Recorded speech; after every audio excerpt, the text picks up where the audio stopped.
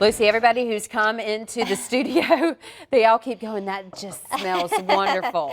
It really does smell good in here. It does smell good. Thanks for, my stomach is growling.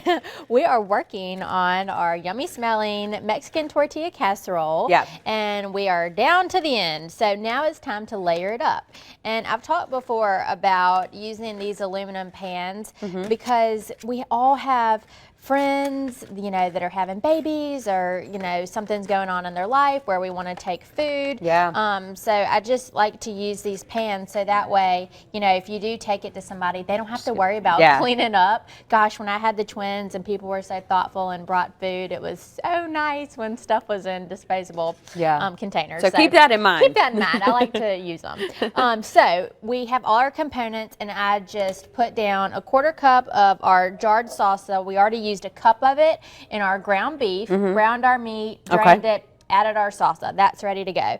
Now, what else we did was we have all of our vegetable mixture here. Oh, that looks so good. that was our, as you can see, black beans, corn. We have all the different color bell peppers. We have fresh spinach, all of our spices in there, and just got all that cooked. The heat is off. And we also mixed up our little sour cream with our lime zest and our lime juice. So now I'm just gonna layer it up. I'm using flour tortillas today. You can certainly use corn tortillas.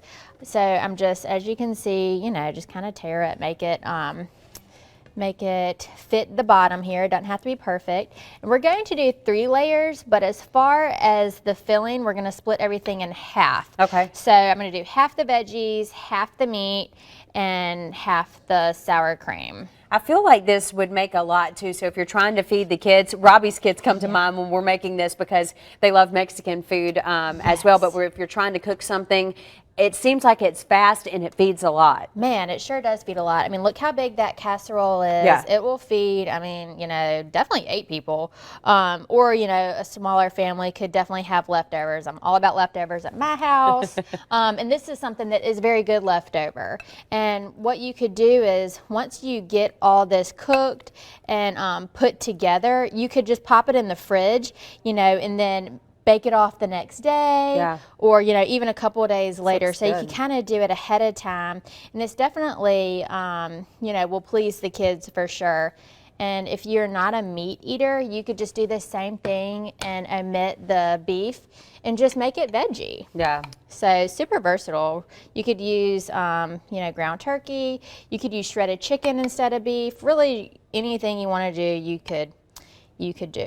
Yeah, so this part is going to get a little messy, but it's okay. Have we seen you since Halloween happened? I don't think so. Sorry, I've taken some allergy medicine. I'm a little confused about what day. I don't think we've seen you since Halloween. No, you have not. So how did the boys do? Oh my gosh, I was telling Joe, they did great. We had a little Cookie Monster and a little Elmo. Oh, how cute. And we took them out kind of early, you know, and let them run up to the neighbor's house.